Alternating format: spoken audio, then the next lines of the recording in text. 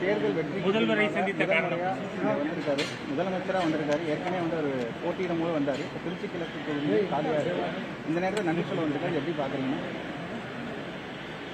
மாண்புமிகு முதலமைச்சர் அன்பு சகோதரர்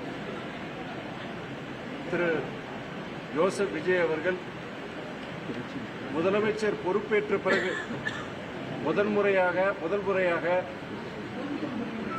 திருச்சி மாவட்டத்திற்கு வருகை தந்துள்ளார். இதனை ஒட்டி நாடாளுமன்ற உறுப்பினராக நான் இங்கு வந்து மாண்புமிகு முதலமைச்சர் அவர்களை வரவேற்றேன்.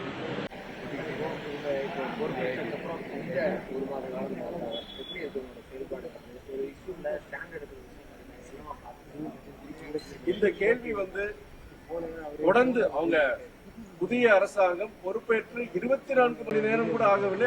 ஆனா வந்து இந்த கேள்வி பொறுத்தவரைக்கும் பிரச்சனைகளை பத்தி சொல்றாங்க, என்ன நடவடிக்கை எடுத்துன்னு சொல்றாங்க, இல்ல முன்னாடி விட இப்போ இந்த அரசாங்கத்துக்கு வித்தியாசம் இல்லைன்னு சொல்றாங்க.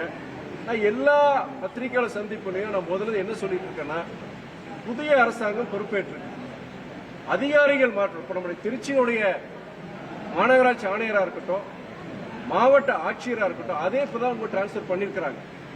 அதிகாரிகளுடைய அவங்களே இன்னைக்கு பணிமாற்றம் வந்து டிரான்ஸ்பர் நடந்துட்டு இருக்கு. இப்படி இருக்கிற சூழ்நிலையில புதிய அதிகாரிகள் பொறுப்பேற்று இப்ப இருக்கிற சூழ்நிலை பிரச்சனைகளா இருக்கட்டும், அதெல்லாம் வந்து அவங்களுக்கு கால அவகாசம் கண்டிப்பா கொடுக்கணுமா. 24 மணி நேரத்தில் இல்லாட்டி ஒரு வாரத்திலேயோ இல்லாட்டி ஒரு மாசத்திலேயோ அந்த மாற்றங்களை நாம் உருவாக்க முடியாது.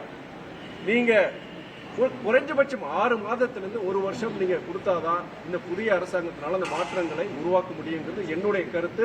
நான் அதை தான் நான் தொடர்ந்து சொல்லிட்டு இருக்கிறேன். நான் ஒரு வாரத்திலேயோ 10 நாள்லயோ இல்ல 20 நாட்கள்லயோ இந்த மாற்றத்தை உருவாக்க முடியாது. அங்கங்க குற்ற சம்பவங்கள் நடக்குது. ஆனா அந்த குற்ற சம்பவம் நடக்கும் பொழுது அதுக்கு காரணமான குற்றவாளிகளை கைது செய்யறதா இருக்கட்டும், வழக்கு போடுறதா இருக்கட்டும், எஃப்ஐஆர் ரிஜிஸ்டர் பண்றதா இருக்கட்டும், அதுல எந்த காலதாமதமும் கிடையாது. நான் சென்ற ஆட்சி இருக்கும்போது இதை சொன்னேன். நான் நீங்க குற்ற சம்பவங்கள் 100% அது பண்ண கண்டிப்பா முடியாது. ஒரு வளரும் நாடுல வந்து வளர்ந்த நாடுகளிலே இந்த பிரச்சனை வந்து முழுமையா அவங்க இது பண்ண முடியல. அப்படி போன்ற இதுல வந்து ஆனால் குற்ற சம்பவம் நடக்கும் பொழுது எந்தவித நடவடிக்கை எடுக்காம அந்த குற்றவாளிகள் மேல எந்த வித எடுக்காம இருக்கு, அது தவறு. அது வந்து பொறுத்த வரைக்கும் அது போன அரசாங்கத்துக்கு அந்த பிரச்சனை கிடையாது.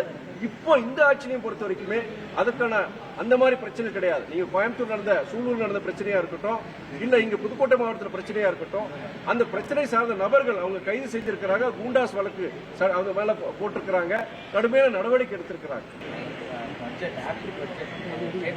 அப்புறம் தான் அவங்க எலெக்ஷன் மேனிஃபெஸ்டோ ரிலீஸ் பண்றாங்க. அதுக்கப்புறம் தான் வந்ததுக்கப்புறம் தேர்தல் அறிக்கையில சொன்ன வாக்குறுதிகள்ல ஒன்னாதான் வாக்குறுதியை செய்யலாம். ஒன்னே ஒண்ணு, நீங்க இதுக்கு முன்னாடி அரசு கூட மகளிர் உரிமை தொகை சொல்லியிருந்தாங்க. ஆனால் அவங்களுக்கு சில கால அவகாசம் தேவைப்பட்டது. கிட்டத்தட்ட எனக்கு தெரிஞ்ச வரைக்கும் ஒரு 1.5-2 வருஷம் ஆச்சு, 3 வருஷம் ஆச்சு. கிட்டத்தட்ட 3 வருடங்களுக்கு அப்புறம் தான் மகளிர் உரிமை தொகை அவங்க கொடுத்தாங்க.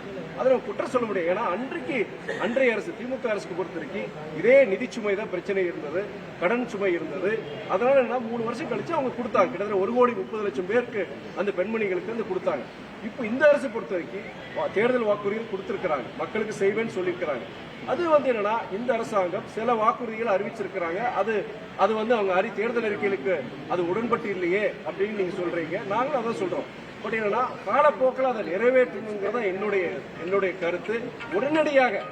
உடனடியாக அது 100% பண்ண முடியுமாங்கிறது அது கஷ்டம். அதாவது சொல்றாங்க, அந்த வெள்ளை அறிக்கை வரும்பொழுது அதனுடைய விவரங்கள் தெரிஞ்சுக்கிட்டு அவங்க அப்ப என்ன அரசாங்கம் என்ன சொல்ல போறாங்கன்னு சொல்லிட்டு நம்ம என்னோட கருத்தை நான் சொல்ல முடியும்.